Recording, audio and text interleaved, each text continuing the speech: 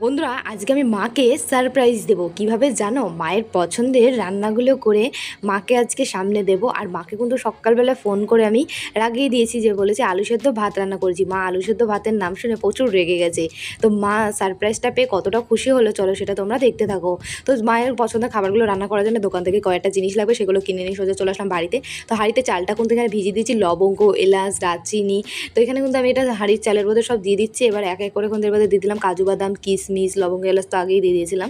তো এর মধ্যে দিয়ে দিলাম 1 চামচ মতো নুন আর একটু রিফাইন তেল। তো এবার কিন্তু আমি ভাতটা বসিয়ে দিয়েছি। চলো ভাতটা হতে হতে আর সবজিগুলো কাটতে কাটতে আজকে তোমাদের শুধু শুধু কমেন্টগুলো বলি। নন্দিনী আমায় বলেছে, দিদি তোমার ভিডিওগুলো খুব সুন্দর, প্লিজ আমার নামটা নিও নন্দিনী। তো থ্যাংক ইউ নন্দিনী আমাকে এত সুন্দর একটা কমেন্ট করার জন্য। আমার তরফ থেকে তোমার জন্য অনেক অনেক ভালোবাসা রইলো। অনেক ভালো থেকো নন্দিনী তুমি। রান্না তো হয়ে গেছে, এবার আমি মাকে সারপ্রাইজটা দেবো। মায়ের সুন্দর সুন্দর পছন্দের রান্নাগুলো করেছি, সেগুলো সাজিয়ে মায়ের সামনে দেবো। তো মা কিন্তু স্নান দান করে টেবিলে চলে এসেছে, এখন আমি মাকে খেতে দিয়ে দিচ্ছি।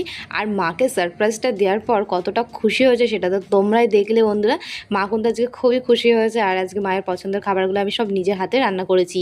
তো চলো আজকে দুপুরবেলা কী কী রান্না করে আমি মাকে সারপ্রাইজ দিলাম তোমাদের একবার বলি। প্রথমে রয়েছে ফ্রাইড রাইস, তারপরে রয়েছে মুরগির মাংস, আর এখানে রয়েছে আমড়ার চাটনি আর পাঁপড় ভাজা। আজকে দুপুরে মায়ের জন্য এগুলোই আমি রান্না করেছিলাম নিজের হাতে। তো রান্না করা হয়ে গেছে, খাওয়া দাওয়া কমপ্লিট হয়ে গেছে। এখন কয়েকটা বাসন ছিল সেগুলো কলে নিয়ে গেলাম মাজার জন্য। ঘরটা করে সার্ফের জল দিয়ে খুব সুন্দর করে এখন আমি মুছে নিয়েছি। তো বন্ধুরা আমি ততক্ষণ বাসনগুলো মাজতে থাকি, ধুতে থাকি। তোমরা ঝটপট কমেন্ট করে বলে ফেলো তো তোমাদের সুন্দর সুন্দর নামগুলো আমাকে। নেক্সট ভিডিওতে তোমাদের নামগুলো তুলে ধরে বলবো বন্ধুরা।